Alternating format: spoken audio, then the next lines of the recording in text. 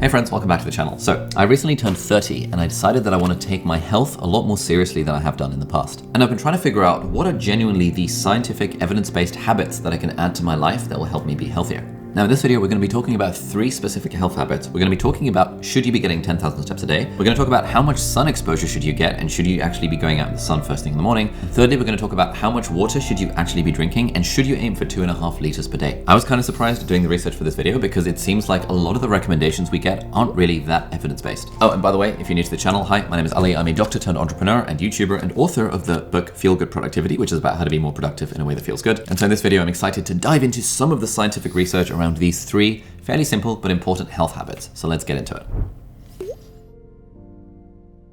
All right, so back in 1964, before the Tokyo Olympic Games, there was a marketing campaign that was used to promote walking 10,000 steps a day. And this number was chosen because the Japanese character for 10,000 looks like a person walking, apparently. And during this campaign, they were promoting this device called the Manpo-K. And in Japanese, Manpo-K literally means 10,000 steps meter, which counts the number of steps you've taken. So this number was chosen pretty randomly for the campaign, but it's become mainstream all over the world. And now it's like the number that everyone talks about when it comes to walking. But does the science actually support this? Should we actually be walking 10,000 steps a day? Now, this is something I've been really keen to find out because 10,000 steps a day is actually quite a lot, and left to my own devices, I only get maybe 4,000 or 5,000 steps a day. So I've been trying to figure out, should I actually be walking more? Is it genuinely good for my health? Now, you might not know this, but 10,000 steps is about 5 miles or 8 kilometers with a little bit of variation depending on the individual, and it roughly takes 1 hour and 40 minutes to walk 10,000 steps.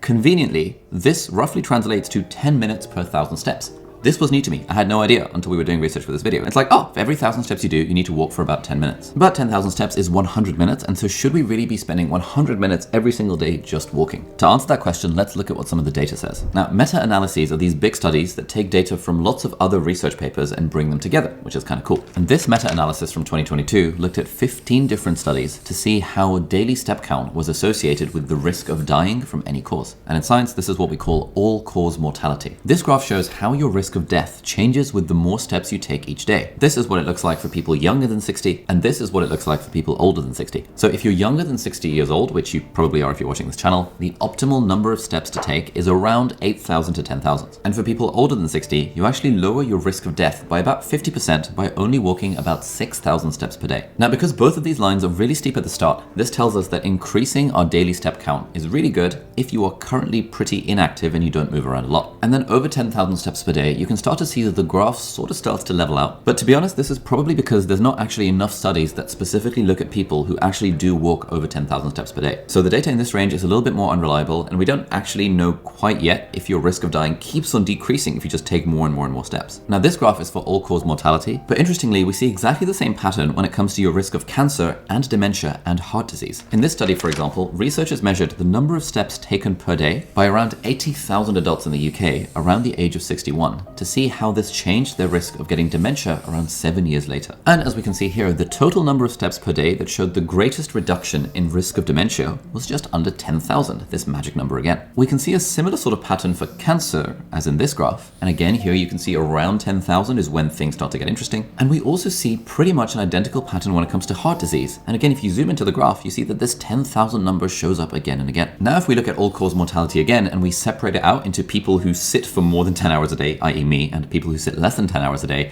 if you sit a lot, then actually the benefit of walking those 10,000 steps is greater than people that don't sit a lot. And so what this data shows is that it looks like walking seems to offset the negative health outcomes associated with sitting at a desk all day. Okay, so let's talk about the key takeaways from all these studies. So firstly, any amount of walking is good for you, and you don't necessarily need to hit 10,000 steps to start seeing the benefits from walking. But in general, the more walking you do, the better. And also, the faster you walk too, the better. There was a bunch of studies about this. They were too long to include in this video.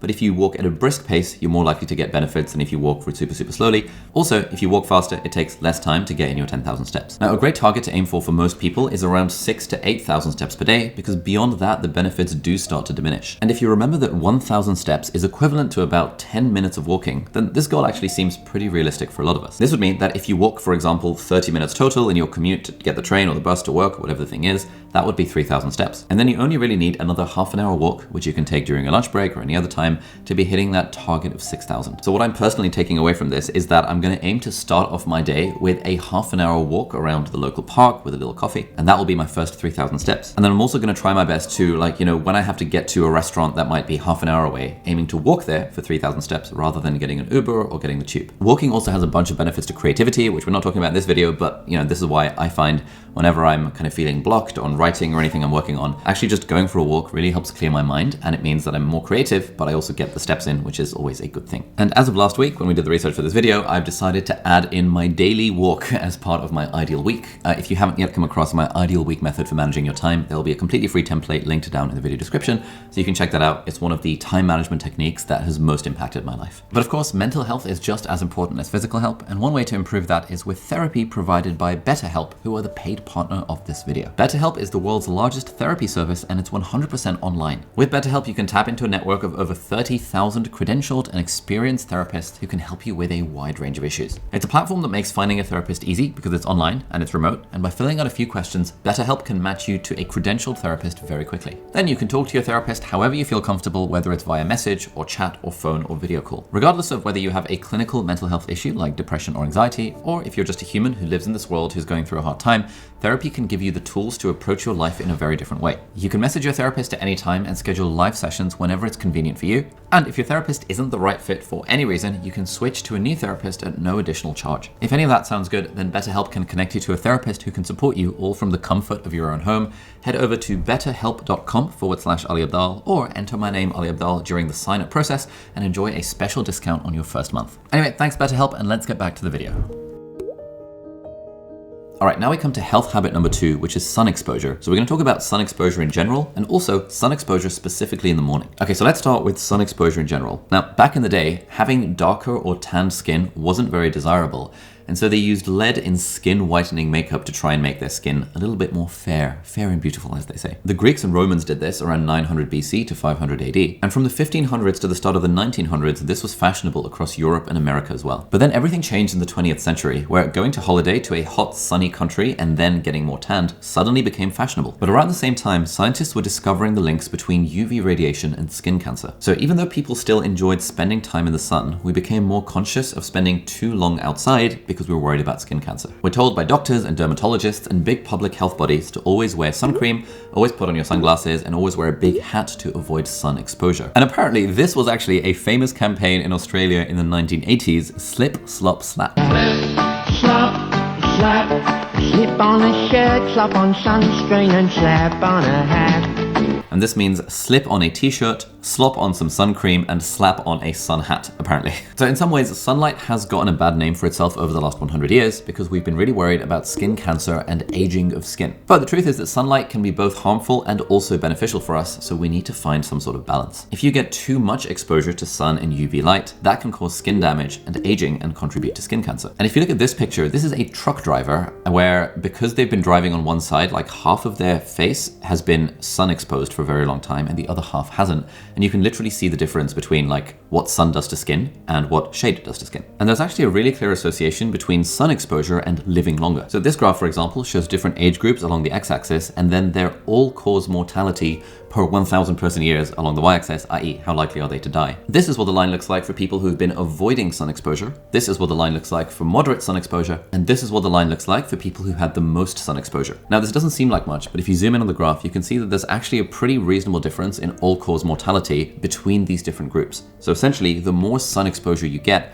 the lower your chances are of dying in terms of all-cause mortality over time. And researchers in 2011 even came to this conclusion. The overall health benefit of an improved vitamin D status from sun exposure may be more important than the possibly increased CMM risk, which is a type of skin cancer, resulting from carefully increasing UV exposure. And there are lots and lots of reasons for this. So you probably know that UV rays from sunlight help our skin make vitamin D, which means we absorb calcium and phosphorus to strengthen our bones. In theory, you could take a vitamin D supplement, but actually, even though lots of governments and public health bodies recommend vitamin D supplementation, the actual evidence for it is a little bit mixed. And what a lot of the studies around this show is that actual sun exposure is generally better for you than just taking a vitamin D supplement. In fact, this very recent study in 2024 concluded that multiple trials of oral vitamin D supplementation show little benefit. So basically, the sun does things for our body that taking a vitamin D supplement doesn't really do. For example, you might not know that UV rays from sunlight actually causes our skin to release nitric oxide into our blood, and this makes our blood vessels relax and therefore reduces our blood pressure. And that's why, for example, you can see decreases in blood pressure in summer compared to in winter. So sunlight helps protect against things like heart disease and strokes, and it also decreases our risk of things like obesity, autoimmune conditions like arthritis, and lots of different types of cancer as well,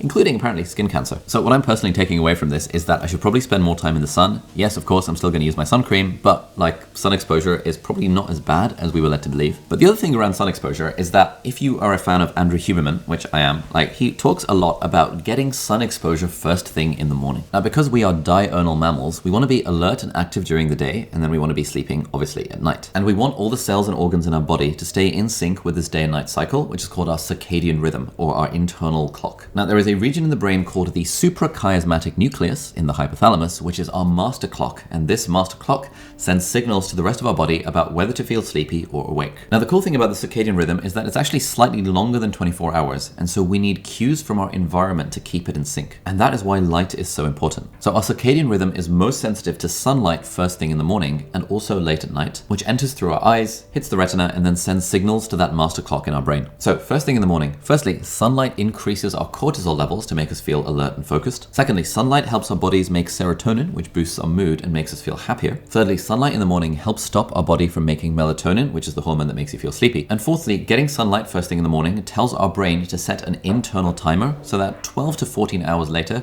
you'll start to make melatonin again and you'll therefore feel sleepier. And so in a nutshell, if you get sunlight fairly early in the morning, it basically sets your clock forward and it makes it way easier to go to sleep and also wake up earlier. And actually getting light exposure in the evening, especially the blue light that mimics sunlight that comes from lots of devices and screens and phones and stuff, is generally not good because it reduces the release of melatonin, which makes us feel less sleepy. And blue light in the evening also delays our internal body clock, so you'll probably find it harder to go to bed early and you might wake up later as well. And this is why people recommend that you set on the sort of night shift settings on your devices so that it reduces blue light and makes the light more yellow. Or a lot of people wear blue light blocking glasses. Now, I've interviewed a couple of professors of sleep science and stuff on my podcast. They always say mixed things about blue light blocking glasses, like are they useful, are they not? I don't know. I bought some like yesterday because I thought, you know what, let me take my sleep more seriously. And so I'm running a bit of an experiment on myself to see if blue light blocking glasses are actually useful. In fact, let me see if I can grab them. This is what they look like. They're super cool. Check this out. Boom. Yep, these are my blue light blocking glasses that I've started to wear for the last 2 nights in a row.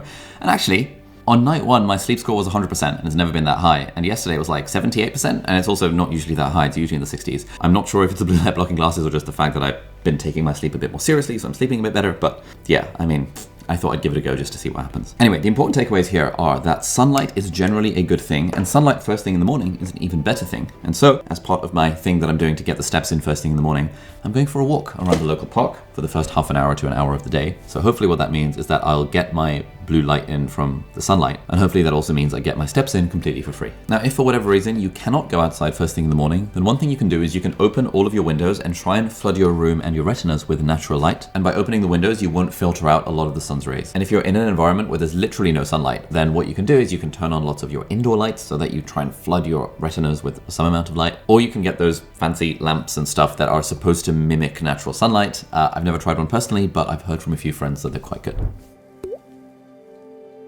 And then finally, we come to hydration. So you have probably heard the recommendation that you should drink at least 2.5 liters of water every day. Now, this is a little bit baffling to me because I never drink 2.5 liters of water a day. And so in this new health kick that I'm doing, I was kind of asking myself, should I actually be drinking 2.5 liters of water? Because there's quite a lot of water to drink. Now, this recommendation to drink 2.5 liters of water per day originally came from dietary guidelines that were published by the US Food and Nutrition Board of the National Academy of Sciences in 1945, which said 2,500 milliliters of fluid should be ingested on a daily basis. And even way before this, in the 1800s, there was a thing called hydropathy. And hydropathists were people who thought that water could cure anything, and so they told people to drink lots and lots of water. There was even this guy called Vincent Priesnitz who said famously that water brings bad stuff out of the system. And to be honest, when it comes to hydration, you probably get a lot more water than you think from food. Like if you have any fruit, that's full of water. Even bread is like 40% water, which was kind of surprising. And so I'm kind of skeptical about this. Like, do we actually need 2.5 liters of water water. I feel like I've never really drunk that much water and I'm still alive. I know a lot of people who don't drink that much water and they're still alive. What's like a good amount of water to drink on a daily basis? Now, what a lot of people don't know is that this guideline from 1945 was not actually supported by any proper scientific study. As this article says, this recommendation of 2.5 liters